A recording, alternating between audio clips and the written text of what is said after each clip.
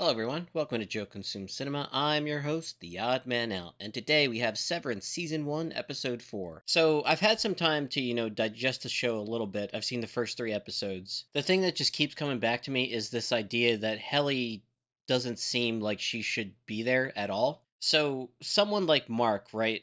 He's dealing with the personal trauma, and this whole severance thing is his way of, avoiding dealing with that. The loss of his wife. Helly's character doesn't seem to fit at all with the type of person that you would think would, sign up for this. Now, you never know. We don't really know, her economic situation or anything like that. There are different incentives other than like Mark's trying to avoid past trauma. Some of the others seem like they just don't have anything going for them, that type of thing. Her character just seems very willful, and I've given it some thought, and the conclusion that I've reached is that she's a plant. So there is some group that's trying to take down Lumen. We've gotten like hints of them. Petey talked about it a little bit, and I think they somehow managed to get someone inside, and they're going to come up with some way of, to gather information somehow. Now, how they beat that, not really sure, but we do know that, it is possible to undo the whole severance thing. We saw Petey, but with him, he's clearly suffering from brain damage, so it's not an ideal situation. So I'm guessing Helly is like a true believer, like someone that's willing to sacrifice, a part of themselves to take down what they view as an evil corporation. It's this whole idea of the dystopian future, the corporate world run amok,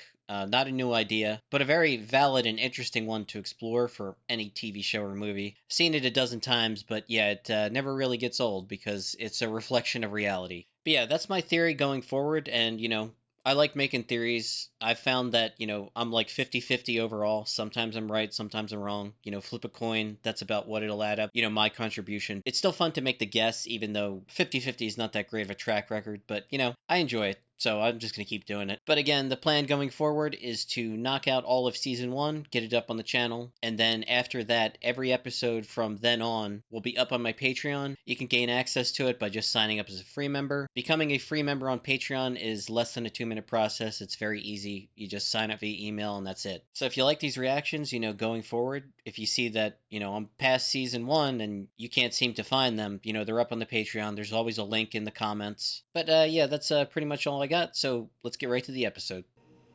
How long has she had to repeat this shit? I'm afraid you still don't mean it.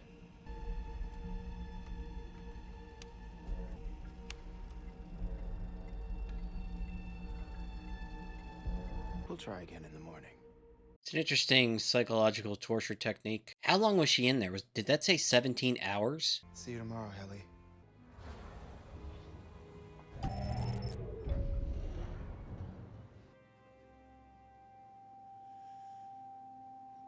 Fuck me. Yeah? I read it 300 times yesterday. 259. Again, please. What the hell is that voice?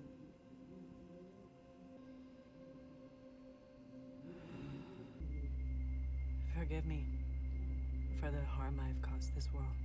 And only in me shall their stain live on. I really am sorry, okay? No paraphrasing. Again.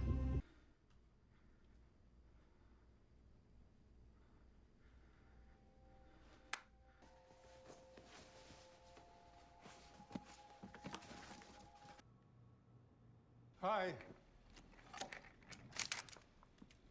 So sorry. Stapler. Hi, Bert. What are you doing Exactly here? how the wet fuck do you know where this Dylan. office is? My predecessor, Alice Kay, came here once. You said about being excited. The new handbook totes. I also wanted to extend an invitation. Kia's whole original vision saw us all working together. That was before O&D started disemboweling people's bowels. Nonsense. I'll be back by 1. How many times? 1072. I think they eventually make peace with it because they don't have any other choice. They're trapped in this place. Crying baby, you mean? No, like the angry mumbly guy. Guys, really not supposed to talk about the break room. This place is a literal fucking maze. I wonder if anyone has ever gotten trapped just walking around in here. You'll learn, I promise. Bert's over there by shelf 6. Don't touch anything. Let not weakness live in your veins. cherished workers drown it inside you. Irving is a true believer, like a company man. He's convinced himself that what he's doing has meaning. I'm sorry. Wait. What time is it?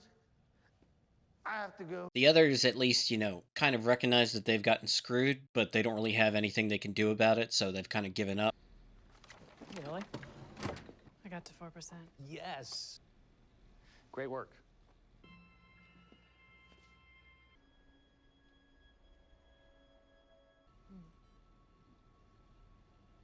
What's this? Will you put that away? But what do I? It's a map of the hallways. No, it isn't. I thought we weren't supposed to make maps. Something I found. I think Petey made it. Oh shit, you didn't turn it in? You're such a hypocrite lecturing me on following the rules. I wasn't lecturing you. I'm just trying to keep you out of the break I room. can't believe Petey was a mapper. Let me see. Why aren't we supposed to map the office? It's an Egan rule. Render not my creation in miniature. Why? What the fuck is this? They look like houses, right? That's how houses look. Yeah, exactly. Because these are random board doodles. Maybe they're on the outside and Petey found a way to get to them. So why would they be on a map of the severed floor? Call it a boot, Mark. You're more loyal to this place than to your friend. I'm loyal to how it felt around here before you showed up. We could have fun and work without the whole goddamn department imploding. Work is bullshit. The work is mysterious and important. Kier would have wanted together as a family. I could not, with a razor to my throat, be less interested in being your family. Damn. Your best friend left this for you, and you don't give a shit. She has to be an outside plant. Her first instinct is to rebel. You're right. I don't give a shit. Mark. Oh, man. There, it's gone. Thank you, Helly. Now we can get back to work. Mark, it's an emergency. Okay, all I right. was going to get Mr. Milchek, but I thought it best not to break the chain of command. It's just raining contraband today. What do you mean? It doesn't matter. Dally not in the scholastic pursuits of lesser men. No books except the handbook, I know. She gonna piece it together? Oh my god. So what- That's a weapon. Helly? Excuse me, Helly. Jesus, Helly. I want a camera. I am so sorry, Miss Cobell. Give me a video camera so I can tape a resignation to my Audi right fucking now. Or you're going to have to explain to her why she's missing 4 fingers. Do I look like I'm fucking around right now? No, you do not. Helly? Hi, Mark. I'm just catching up with your trainee. Hey, There's no way they're gonna let that get out, right? How can they? well, boss. Guess this is the part where I should tell you to go to hell. Except you're already here. Hmm. I was never sorry.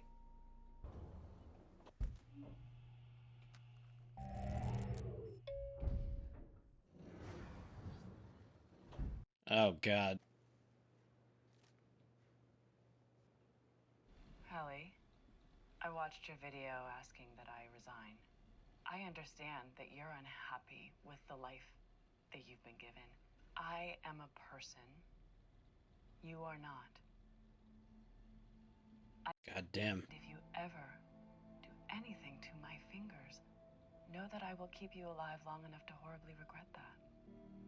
Your resignation request is denied.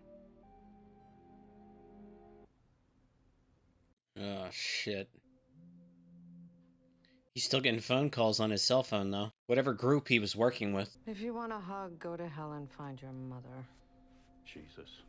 Wow. Petey reintegrated. The board's never acknowledged reintegration. We have to get his chip. Cheer. Humility. Benevolence. Piles. That's a very old picture. Not sure it's so smart to go to the guy's funeral. Mark, Mrs. Silver?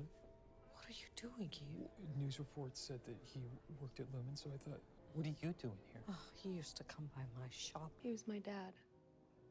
Oh, I'm so deeply sorry. I suppose you were close and everything. Hmm? You're from Lumen. So you didn't even know him at all.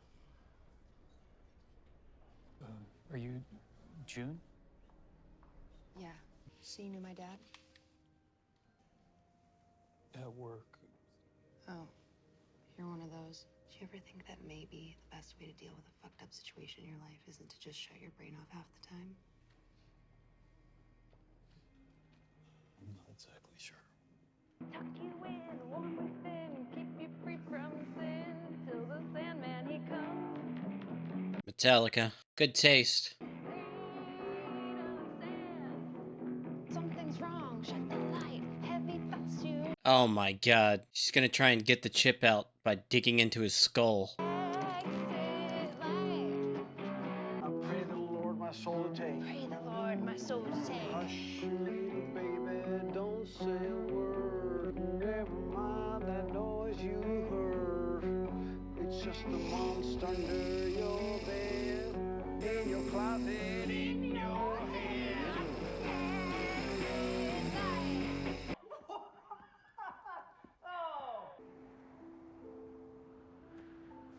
Is this the site of his wife's accident?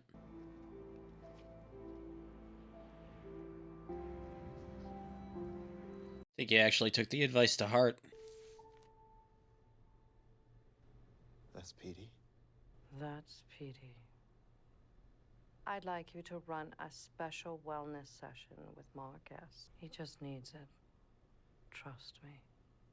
I know the handbook, old man. I'm more of a first edition guy. They speak of the handbook as if it's a Bible. I think you need your job. Most were beggars themselves, yet they were happy. Your job needs you, not the other way around. You know, it's pretty hilarious how this little stupid self-help book might actually, cause a sort of revolution within the Severed here. Mark? She gonna kill herself?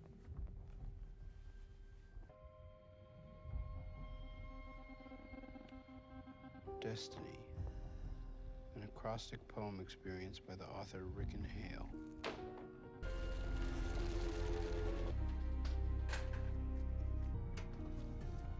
Hey, how are you? Good. Cool.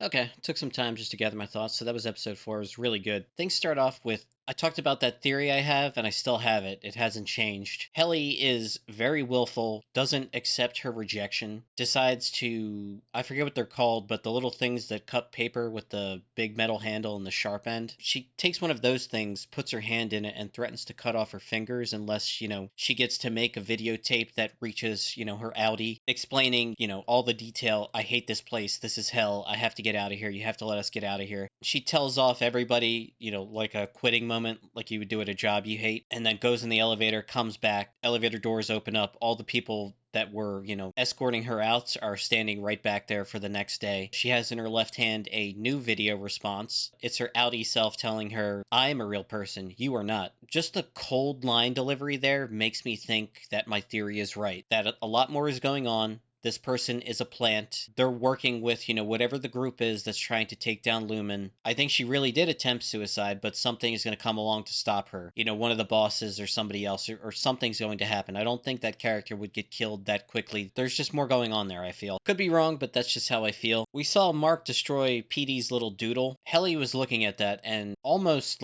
came to the point of, opening up that little paper shredder and, rebuilding it. That's where I thought they were going. And then it showed the, whatever those things are that cut paper. Helly looked at that and then came up with a different plan. But yeah, those paper scraps are still in there, so it can be reconstructed at any point. It's interesting, the book that Mark's brother-in-law gave him as a present, what's her name took it thinking it was, a message from Petey to Mark. That's how it ended up in the office. At first, they were fooling around with it a little bit, but it's interesting because it is a conflicting message which is why it's banned. Irving and Barry were talking about the handbook as if it's like the Bible. Barry was saying how he's more of a first edition guy because it's changed multiple times throughout its existence. And this is like the word of the creator. Like it's that level of importance to them. And this book is like this sacrilegious, revolutionary thing, even though it's, this stupid self-help book that no one would be otherwise interested in. It's the first presence of a conflicting idea, and you see how Mark is reading it a little bit and how the others, want to do the same. And even though it's, kind of a joke, given that it's a self-help book, it's still important that this is like one of the first iterations of them, hearing a different opinion about something. Mark was reading it in the bathroom, and there was a very important sentence there. Your job needs you. And that is a completely, different way of thinking. All these severed people are subservient to their job. It's their entire existence. It's what gives them meaning and purpose. Some of them, believe that to an extent. Like Irvin is a true believer, I would say. Mark and the others, and especially Helly, do not agree with that sentiment at all. Now, they may, parrot the lines here and there, but deep down they know something else is going on, and they're just stuck in this situation, which there is no escape, and they've just kind of resigned themselves to that fate. I wouldn't be surprised if a lot of them went through, a similar experience that Helly did before finally, giving up and just accepting what their reality is. They talked about how they experienced the break room and how many times it took to finally come across as sincere, that psychological torture of repeating the same statement over and over again until you finally just, break down in tears and give in, essentially. But yeah, it was a really good episode, and honestly, I just want to watch the next one. So, as always, thanks for watching, and peace.